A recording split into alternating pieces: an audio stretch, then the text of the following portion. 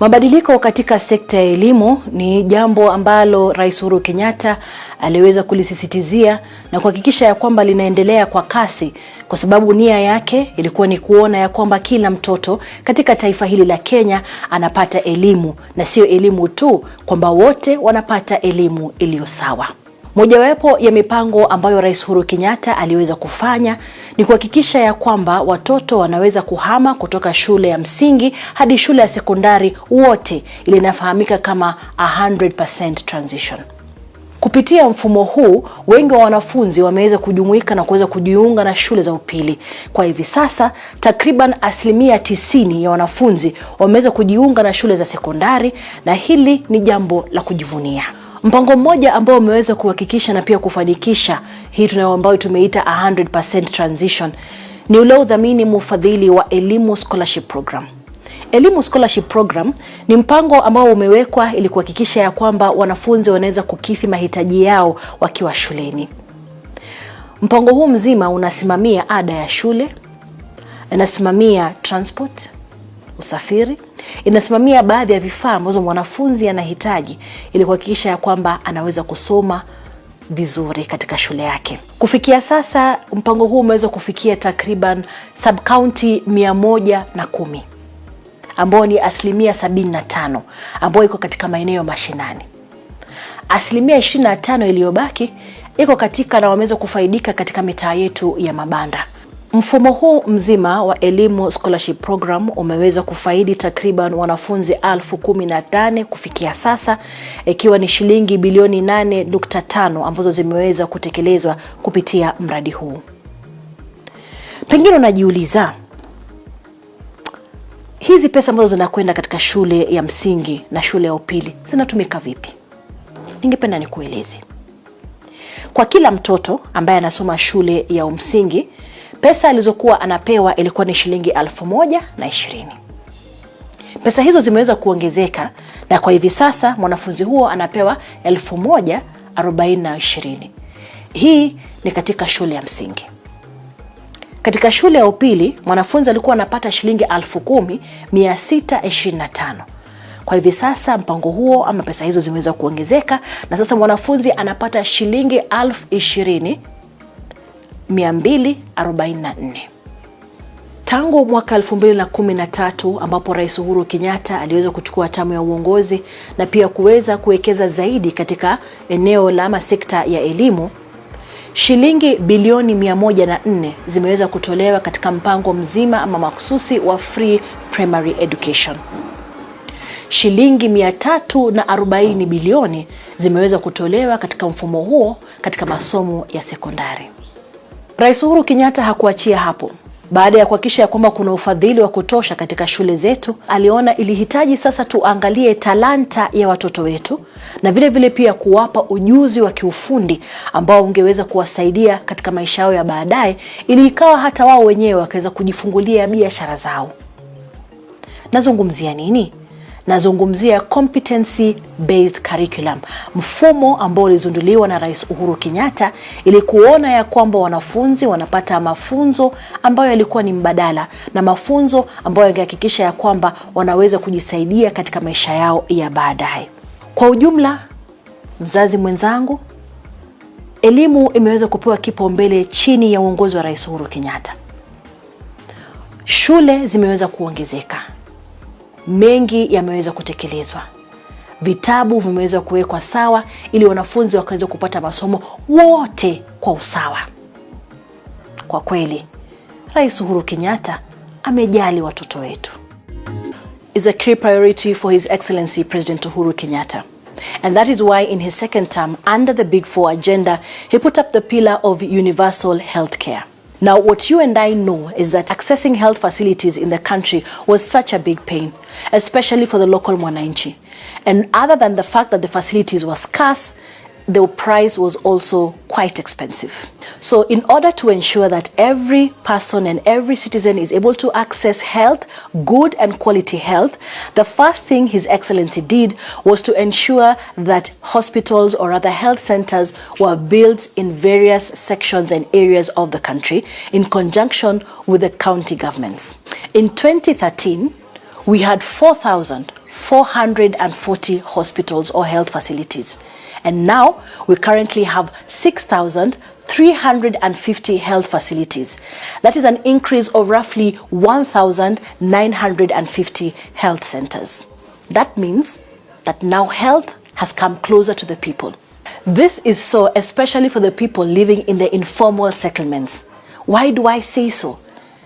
Currently, 29 facilities have been put up in the informal settlement areas. That's a sigh of relief for them, a ray of hope that they can now access good healthcare facilities and experienced doctors, and at a minimal price. The other thing that was a painstake was ICU facilities and ICU bed occupancies.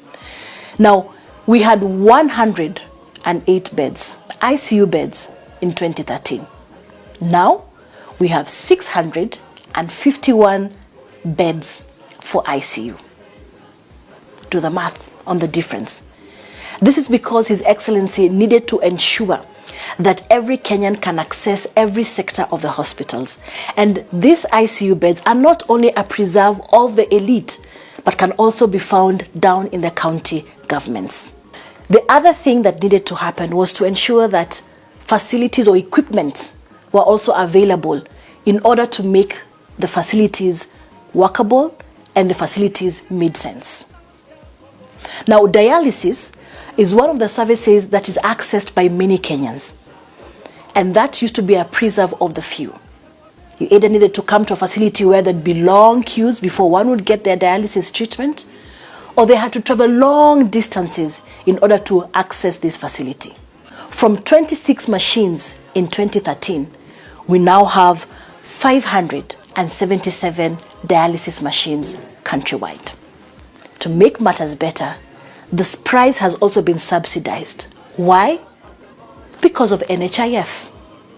NHIF now enables one to be able to go through dialysis at a minimal price or at no cost at all. Another facility that ensures that the local mwananchi is able to get adequate facilities and good health facilities was to ensure that all other facilities like MRI, CT scans, X-ray machines were also present in all these facilities. And that was made possible by His Excellency partnering with the county governments as well as international organizations. Child mortality was a big issue, mostly because most of the women opted to give birth at home as they could not cater for the expense of being in hospital. His Excellency President Uhuru Kenyatta partnered with Her Excellency the First Lady, and together they worked to see how they can be able to bring down the mortality rate. The Linda Mama project, or the Linda Mama facility, was brought to birth, as well as the Beyond Zero program. This is to ensure that women were able to access maternity at a closer place near them through the Beyond Zero mobile clinics, as well as ensure that they were able to come to the hospital at no cost through the Linda Mama facility. All this being made possible. And now, oh my, over 5.9 million mothers have been able to deliver their children. 5.9 million mothers have been able to deliver their children in health facilities, ensuring that they get the top class access and service. Another thorny issue that was facing the health sector and the country at large was cancer. Now, one of the things that His Excellency was able to do in conjunction with the county governments is to ensure that health centers were built or health centers were set up in different hospitals and in different facilities around the country. And this continues to be done. This has ensured that the cancer patients are able to access facilities and are able to access services or treatment at a subsidized price. Many of these facilities are still ongoing in terms of construction, and soon they will be where the people are. This has also been made possible because of His Excellency's efforts in partnering with different organizations, even internationally, like the Manchester University and the Christie Foundation, that have become a key partner in the health sector to ensure that Kenyans are able to access high quality health care at a cheaper rate and closer to them. The NHIF fund is also something that has also come in handy in ensuring that patients are able to access health facilities at a subsidized price. Currently, the registration stands at 10 million and the beneficiaries stand at 23 million. This has enabled these particular patients, or you as a Kenyan, to access facilities in the over 120 facilities that can be able to carry out services of MRI, CT scan, X-ray, and many others. The other disease that has really affected the country is malaria. His Excellency was the chair of the ALMA organization, an organization under the African Union that deals with combating malaria. The malaria prevalence levels have gone down significantly from 8% to 5.6%, and not only in the country but also globally. After all is said and done, increased facilities, better health services, as well as programs that ensure that the local mwananchi is able to get health care closer to home or closer to where they are and at a cheaper price absolutely means nothing if they don't have people attending to them in those facilities. And in order to fill this gap, His Excellency President Uhuru Kenyatta, under his administration, has been able to employ 37,000 healthcare providers, bringing their number to 74,000 healthcare providers nationwide. That is in public facilities. This has enabled and will continue to enable that Kenyans are able to get good healthcare at a good facility at a good price. Well, now you know. Affordable housing is an elusive dream that many of us have no idea whether it will be a reality. The good news is His Excellency President Uhuru Kenyatta is making it a reality for many under the affordable housing pillar, which is in his Big Four agenda. This particular pillar is set to ensure that Kenyans are able to have a decent roof over their heads. One of the things that has been done to ensure that this is possible is the putting up of a platform known as Boma Yangu. It is an online platform that you can access and register to own a home at a price that suits your pocket. Currently, the platform has been accessed by over 350,000 Kenyans, all waiting to become homeowners at an affordable price. Now, one of the things that His Excellency was able to do is to ensure that mwananchi, that is the kawaida mwananchi, is able to access those decent homes. And not only the local mwananchi, that includes civil servants as well as members of the disciplined forces. The National Construction Authority has currently authorized the construction of 186,000 housing units. Now, in the Ngara area, which is a Park Road project, 1,370 families are already living in their own homes. Yes, they are already homeowners at a subsidized price that suits their pockets. Now, you and I can also make this dream of being a homeowner a reality. And why do I tell you so? As we speak, 1,500 units are being built in Pangani, similar to the ones in the Park Road project. And another 1,800 units are also coming up in the Jivanji area. And these units are being put together under the public-private partnership model. This dream was not only to become a reality to the local mwananchi, but also to the members of our disciplined forces, including the police and KDF. Now, 3,000 police housing units have already been put up, and policemen are already living in a decent place. 3,000 other units are also being put up for the Kenya Defence Forces. That ensures that they are able to live in a decent home even as they go around their duties of protecting the Kenyans and protecting our borders. Now, the other people who've been able to benefit from this affordable housing scheme are the civil servants. I mean, if you know a civil servant, then you know this was really a dream for them, but now has become a reality, as I said earlier.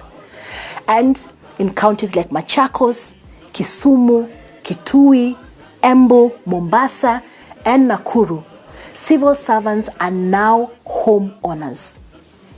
The informal settlement has also not been left behind in ensuring that they have a decent roof over their head. Currently, 1,280 units have already been put up in these areas in Kibera and Mavoko. While ensuring that Kenyans are able to get a decent roof over their heads, His Excellency also noted that this particular pillar, the affordable housing pillar, was able to have a ripple effect even in the economy. How so? By bringing on board the Jubilee artisans, who are responsible for making the windows, responsible for doing the doors, the cabinets, you name it. All that is required to be made by the Jubilee artisans. And His Excellency directed that the contractors will be able to outsource these things from the Jubilee artisans. That enabled the Jubilee artisans to showcase their products and also earn some money just from this affordable housing pillar. Manufacturers, on the other hand, also had something to smile about, because His Excellency was also very key and very keen to ensure that all that is needed to build these houses, from the cement to the stones and everything, were locally sourced. That created job opportunities for many young Kenyans. The affordable housing pillar has given a decent roof over our heads, but has also enabled us to grow our informal sector by far. I would like to encourage you at this point to please go onto the Boma Yangu website or platform and register, because tomorrow you could be the homeowner at an affordable price because of the affordable housing pillar under His Excellency President Uhuru Kenyatta's Big Four agenda. They say a healthy nation is a wealthy nation. And that is what His Excellency President Uhuru Kenyatta envisaged when he put out the food security pillar under his Big Four agenda. And one of the things that he also pointed out was that the one thing that the farmers kept crying about or made noise about was the price of farm inputs. And so the subsidy management scheme was established. And this particular scheme was established to ensure that farmers were able to get farm inputs at a subsidized price. 913 million shillings have currently been disbursed through this scheme and enabled farmers to be able to farm at a subsidized price. Away from farm inputs came the question of how do we ensure that the farmer is able to farm the entire year. Agencies like the National Irrigation Authority were tasked with the job of going to find out how else can they be able to empower the farmer to be able to ensure that they're able to farm throughout the year. Now the farmer has many options. 505,000 acres of land are currently under irrigation. And this has been able to benefit over 110,000 farmers. Now, what this has translated to is 800,000 jobs and above. Now, away from the farmer who was farming on tilling his land, came the hue and cry of the dairy farmers. So one of the things that His Excellency did was to revive the Kenya Cooperatives Creameries. What this did, it gave the farmer an opportunity to sell their milk at a better price, thus empowering them economically and also ensuring that they had food on their table. As we speak, 25 billion shillings has been paid out to dairy farmers all over the country. So from the dairy farmers come the livestock farmers, those who depend on selling their livestock, and most of them are pastoralists. So in order to ensure that these farmers were safeguarded and to ensure that they did not suffer great losses as what would happen whenever the country was hit with drought, His Excellency formed the scheme known as the Livestock Insurance Program. The Livestock Insurance Program basically was to ensure that the farmers who depended basically on livestock farming were able to still have some money despite seasons like drought. Now, what this has done is that almost 18,000 houses are now benefiting from this program annually. And as we speak, over 790 million shillings has already been paid out to pastoralists so far. His Excellency went a step further and revived the Kenya Meat Commission. So other than watching their livestock die during drought, they now have the opportunity to take their livestock to the Kenya Meat Commission at a good price, empowering them and once again putting food on the table. A healthy nation, a wealthy nation. Now there's one industry that was almost on its knees. That is the coffee and tea sector. And to be able to safeguard these particular farmers, the Cherry Advance Payment Scheme was established. And this scheme has so far been able to benefit around 6,000 small-scale coffee farmers. 51.7 million shillings is the money that has already been channeled through this scheme to benefit these particular farmers. Not to mention the price that has now increased even in the international markets concerning coffee and tea.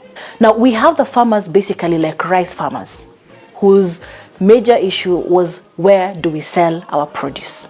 His Excellency ensured and directed the rice farmers would now be selling their produce to the Kenya National Trading Corporation.